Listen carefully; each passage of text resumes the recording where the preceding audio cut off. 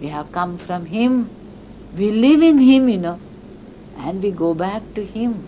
He is our Father, He is our Mother, He is our everything. Sometimes the child shouts and shrieks and all that.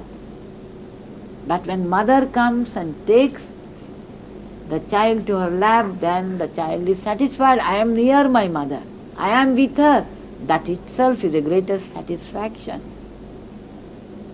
So many people, they criticize. They say, oh, prayer.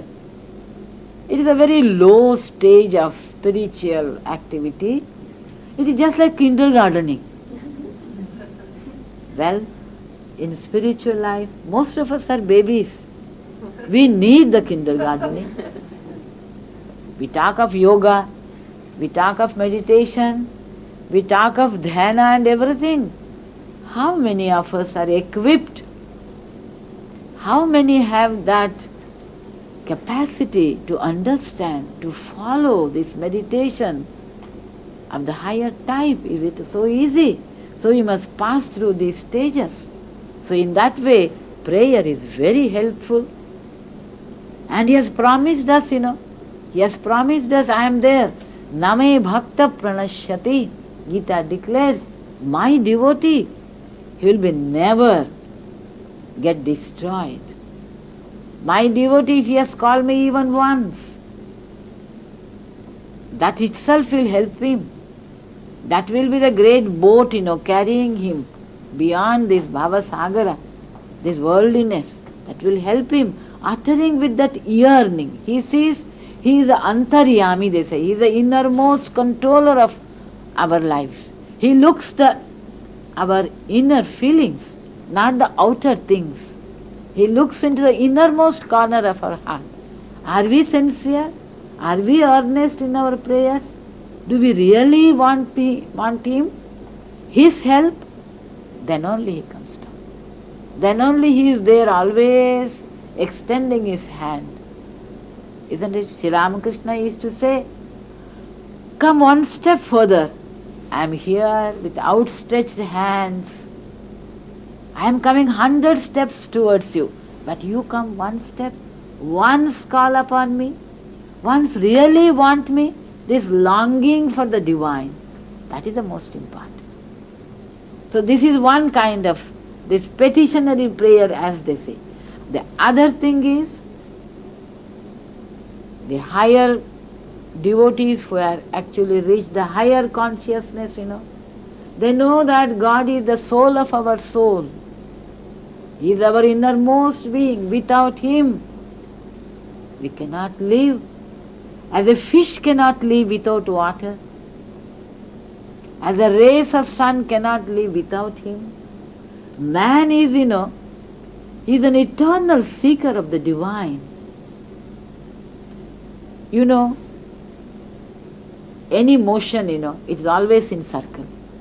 We have come from Him, we live in Him, we must go back to Him. Until and unless we reach Him, we become one with Him, there is no fulfillment. So in that way, man is progressing towards God. He wants Him. He yearns for Him. He longs for Him. Without Him, there is no fulfillment. So knowing that, maybe we are still in the stages, so we call upon Him. Lead us. Asato ma sadgamaya, tamaso ma jyotir gamaya, mrityor ma amritam gamaya. So lead me from this unreal to real. Lead me from darkness to light. Lead me from death to immortality. So take us, pervade us, make us understand the real from the unreal.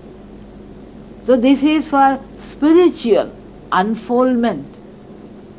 So praying to Him so that we can go nearer and reach Him and have our life. So we can live and have our beings in Him. For that also they pray. Praying, they become one with Him.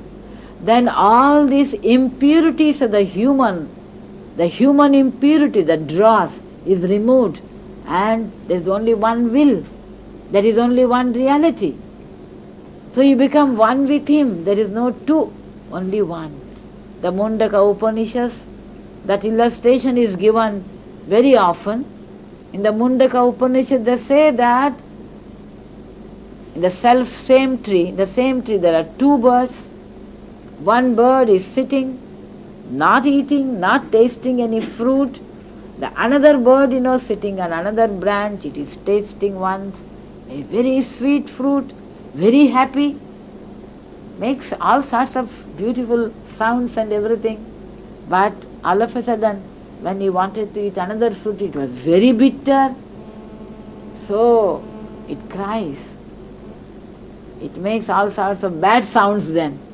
So like that, eating this, eating that, but looking up always, up. The other bird which is eating nothing, then coming nearer and nearer. As soon as it looks at it, it thinks, no, I am not going to eat any more these fruits. I will be like that.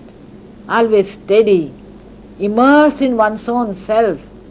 So that ideal is there in front of you.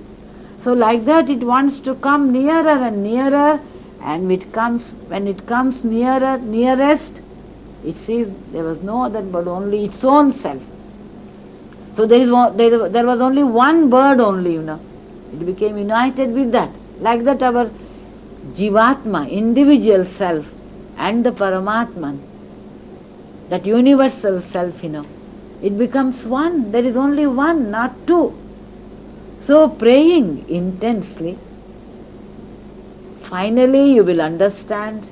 You are praying to your own, this Adhyatma, Adhi-Atma, that self which resides in each and every one of us. So he comes to him, and finally you know that you are that, thou art that. You are not the body which perishes. You are not the intellect or the mind which has limitations, but you are that Atman. You are Sat Chit Ananda Swarupam. You are Satchidananda Shivoham. Satchidananda Shivoham.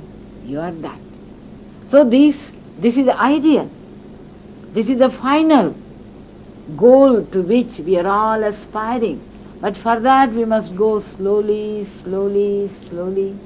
So prayer is one of the most important things, the fundamental factor which holding our hands, gradually takes us nearer and nearer to him.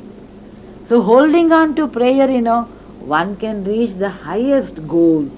But wherever we are, through the prayer, every stage is beautiful. Every step through, with the help of the prayer, when we go up, taking the help of so many prayers, so many saints, so many great people, so many people have uttered many prayers, sometimes when our mind has become very dry, you don't like to do any meditation, any japa, you don't like, they taste so bitter then you pray. Then you take up some stotra, some songs. Just now you were singing Ma Tonghitara. You know the history of that song? It was a song actually taught by Sri Ramakrishna himself to Swami Vivekananda. That is also a fine incident, Swamiji never believed in images or even in the God with forms. He had no belief in Mother Goddess at all, whom Sri Ramakrishna is to worship. So, but at last, when he was in great poverty, when his father passed away, all the relatives left him and they had nothing even to eat once in a day, He was suffering so much. He came to Sri Ramakrishna and said, you tell your mother, you believe in Mother, isn't it? She is the creator, she is the protector, she is the nourisher of all of us. Go to her and tell something about our family and see that my younger brothers, my mother, have at least once some food to eat. You must say something to your mother. Then Sri Ramakrishna said, why should I tell? Why don't you go and tell her? He said, well, you know her better than me, why don't you go and tell her? He said, no, if you go and tell, she will listen to you. So today is a very good day, auspicious day, why don't you go and ask her, come on. He sent him. Well, Swami Vivekananda, Naren at the time, he went, but look at the nature, the superhuman nature that Swamiji possessed. As soon as he entered the temple, when he stood there in front of Mother, he saw the living Mother. He forgot the entire world.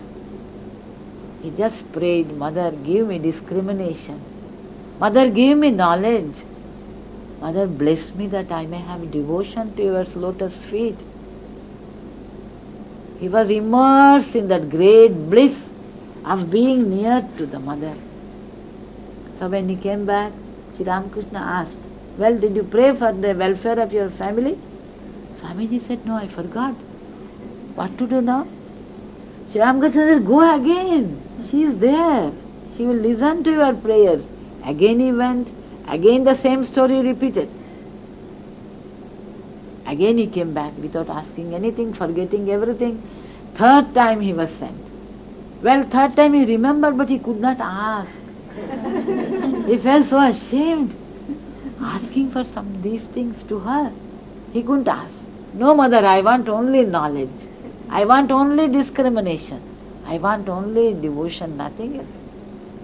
So when he came back, he said, oh, it is all your tricks. You only made me to forget everything. Now you must see. Well, Sri Ramakrishna blessed him. Don't worry. Your family will not be in need of bare necessities. Don't worry about it. Then he had so much of devotion to Mother, then Sri Ramakrishna, Swamiji didn't know much of the Mother's songs. So Sri Ramakrishna taught him Ma Tang Hitara Tumi Triguna Dhara Parat Para. That song he taught him, and Swamiji sang the whole night. Whole night he was singing again and again Ma Tang Hitara. You are the one, who is the greatest liberator of this world. You who frees the entire universe, the souls who are in bondage. Who liberates? You. You are the creator. You are the nourisher and you are the liberator. You are everything, Ma. So he sang and sang and sang. When in the morning, in the late morning he was sleeping, then Sri Ramakrishna was very happy. He has accepted Mother. So in that way, look at these great ones who wanted only jnana, knowledge, discrimination and devotion. But these are all the states. Prayer, it is such a helpful. It removes all our dryness. Sometimes you're all the seekers of God, you know that. You're all devotees, seekers of truth, jnanis. So sometimes in our search, there a big bar, a wall will come and stand. Somehow we feel so dry, depression. We don't know how to move forward. Then prayer.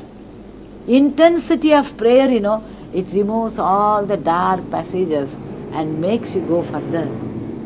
Sometimes, devotees, they complain while we sit for japam and all that. We feel so drowsy, we fall asleep.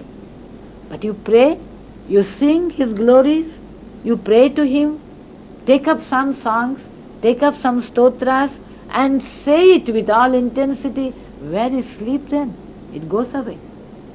So in so many ways, prayer is very, very helpful. Though it is, some may say it is only for preliminaries, people only, very preliminary.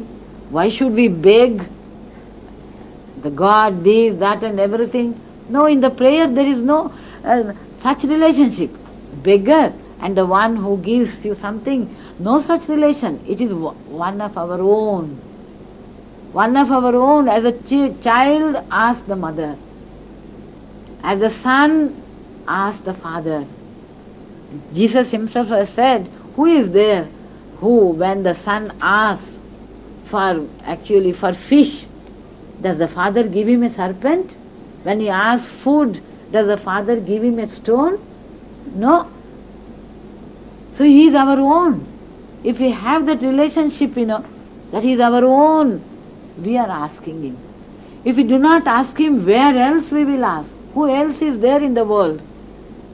He is our own. In that way, we are asking in the prayer. It is not a relationship between a beggar and a donor. No, not at all. Though it is of the preliminary and the first stages, it is helpful from the beginning to the end, until we go and reach him. Prayer will be of immense help for us. So through prayer, one can reach, one can become one with God. That is the usefulness of prayer.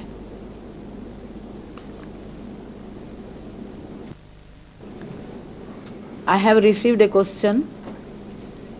How can I develop an intense need of God while at the same time feeling happy and satisfied?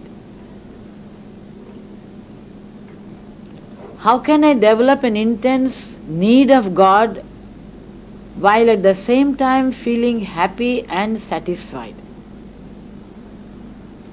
This is not very clear. Anyhow, the next lines. Whenever I am depressed, an intense need of God comes naturally and my faith is strengthened, because God always comes to my rescue as I let everything flow according to His will. That means when I am very unhappy, when I am very depressed, when I am in sorrow, when I am in troubles, I feel God. I feel His presence. But I must feel the same thing when I am very happy and satisfied.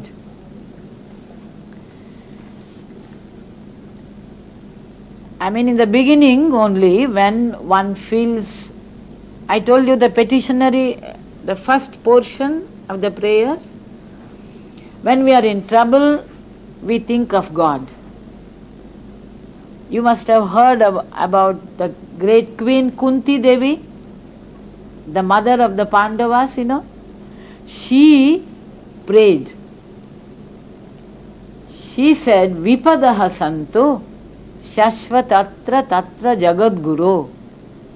She says, let difficulties, let calamities come in all directions, so that we ordinary people, we remember you only when difficulties come. In joy, in happiness, we forget you.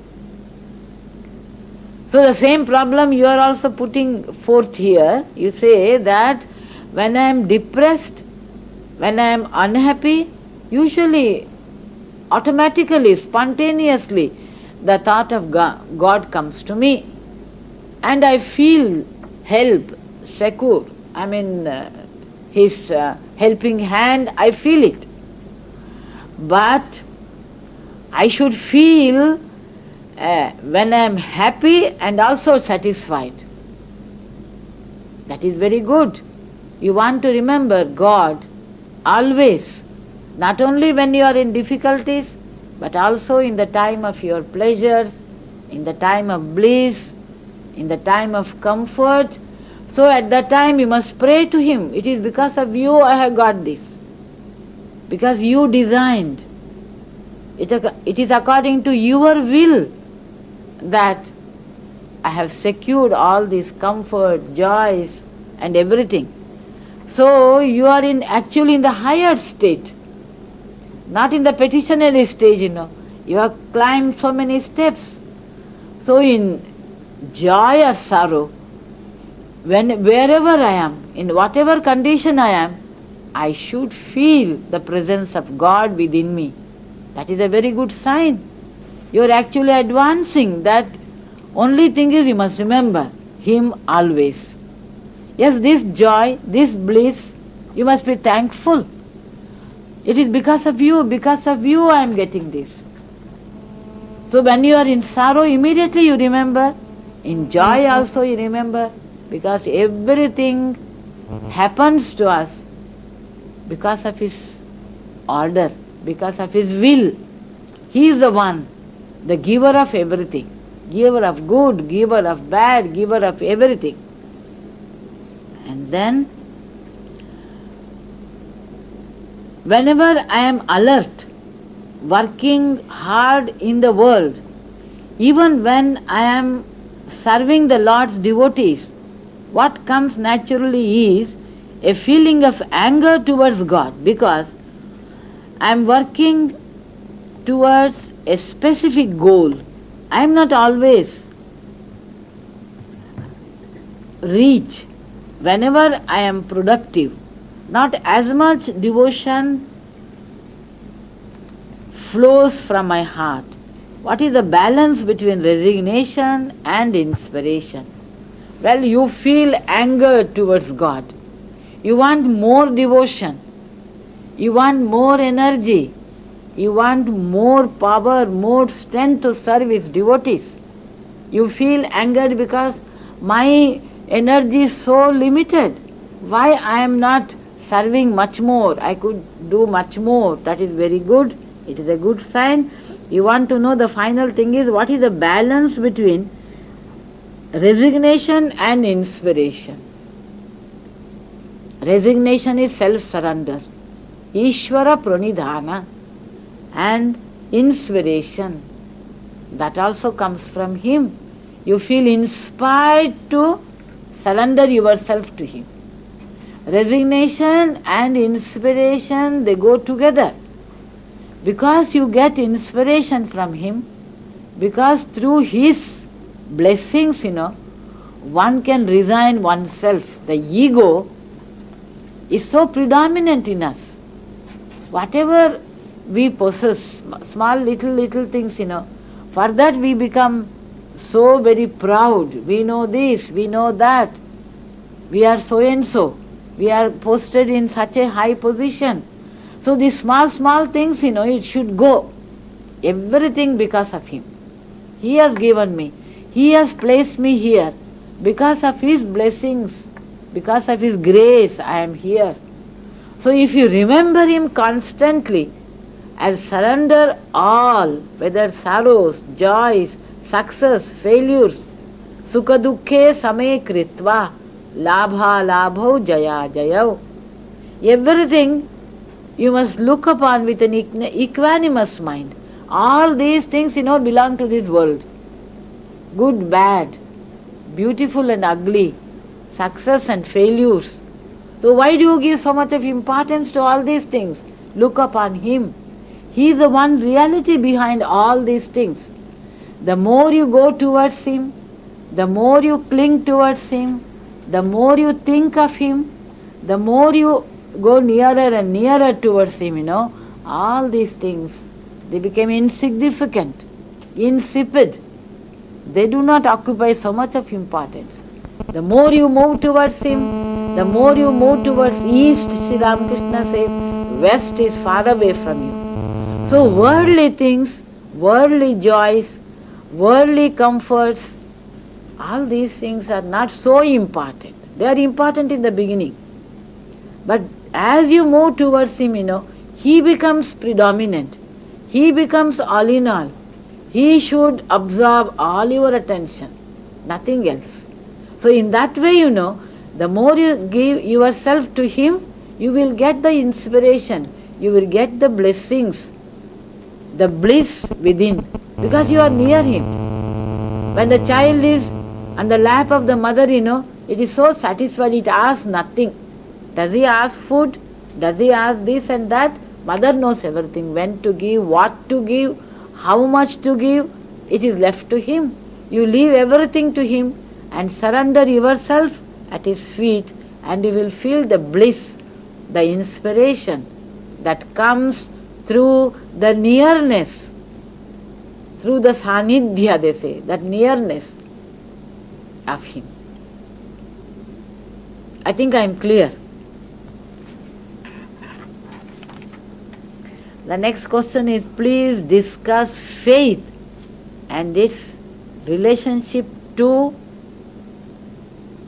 prayer. Do you need faith to pray? How can we become more prayerful? Please discuss faith and its relationship to prayer. Well, unless you have faith, how can you pray? There is a God. Well, Sri Ramakrishna has said, even if you don't have faith, oh, if there is a God, please save me, save my soul, if I have a soul. The thing is, faith, we may not have 100% faith, but we have a drop of it. A drop of faith.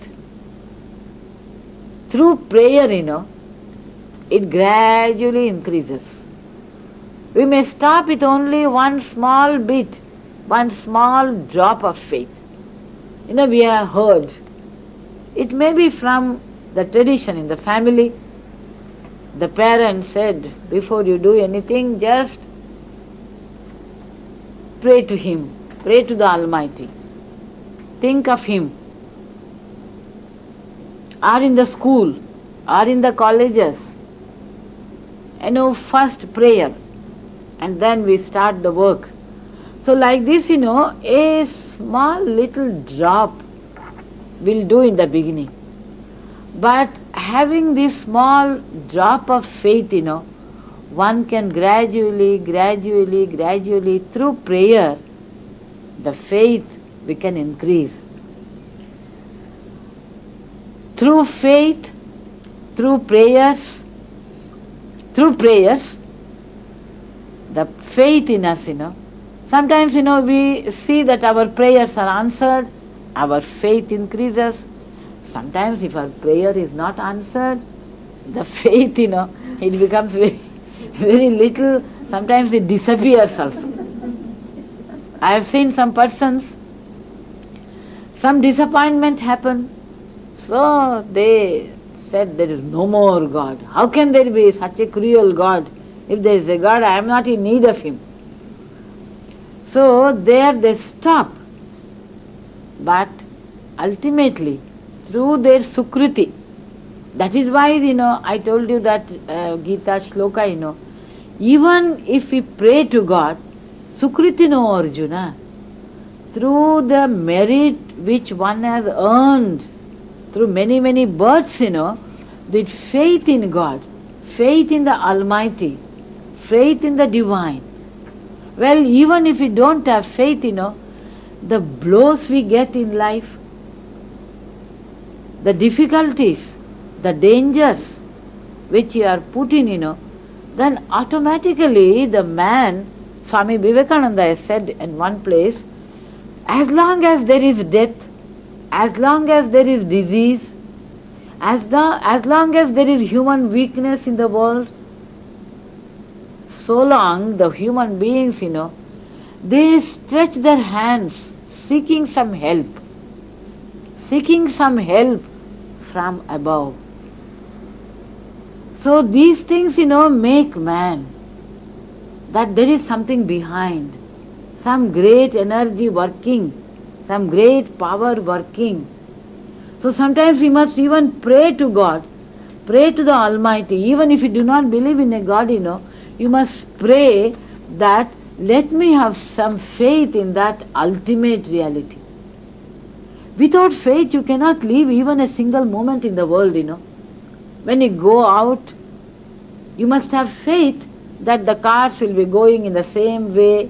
When you are driving, you must have faith in the entire, the community, You must have faith in your neighbor. You must have faith in the other people who are living around you. Without faith, how can a man live? So this faith should lead a person to that highest. So there is one reality behind the whole universe. There is one energy. Today even science has come to that conclusion. There is one power, one Shakti, who is actually controlling the entire universe. So we are, I often give this example, we are just like drops of water. And we belong to the ocean. We are all little bubbles, But this faith, I belong to the ocean.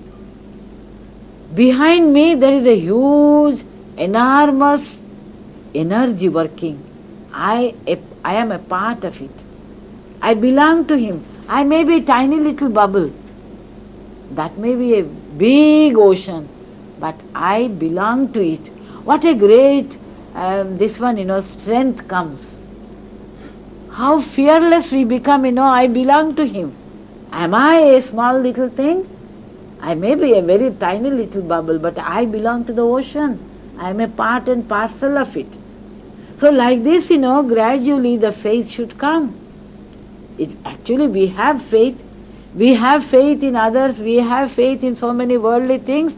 Like this faith should be increased through our prayers. Through our prayers, of course, our faith can be increased. Faith, the second question is, how can we become more prayerful? Well, it depends on the attitude. Some may do not like to pray for something almighty because I am He, I am that Atman, it is here. Very good. I am not manifesting it perfectly well. So through our prayers, let me manifest it. Let me manifest it more and more. I am that, I know it. I am that Atman. I am Sat Chit Ananda Swarupa. I know it. Because the great dictum of Vedanta declares, you are that. You are not this tiny little body which perishes. No, you are not that. You are neither the intellect or the mind which has got limitation. You are that Atman. You are that Satchit Ananda Swarupam. You are that Atman.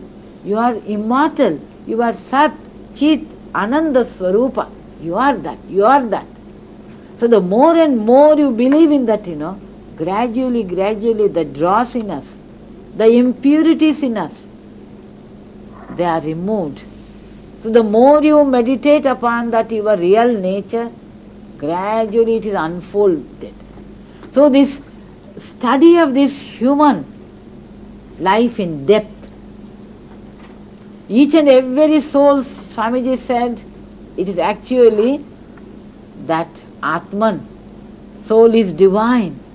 Only thing is you must unfold it, manifest it. You do not believe it, but have this faith, I am that.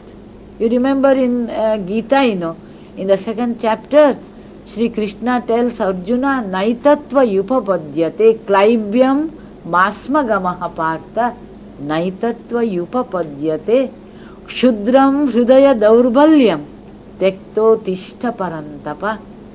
See, he had lost his faith in himself. He came to the battlefield of Kurukshetra. You all know, you are all familiar with this Gita, Arjuna, the greatest hero of the day, he came with what faith? He entered the battlefield and ordered Sri Krishna, take my chariot to the middle. I would like to see how dare of them they have come to fight with me. He doesn't even mention, we the Pandavas, we are so great. He doesn't say, I, that unripe ego, they are, how dare of them? They are so great, they want to fight with me. With that majesty, with that unripe ego, he came there. But as soon as he saw them, what happened? He lost his faith in himself. He lost his faith in everything. So Sri Krishna, when he started with his second chapter, Swami Vivekananda used to say, if you remember only this one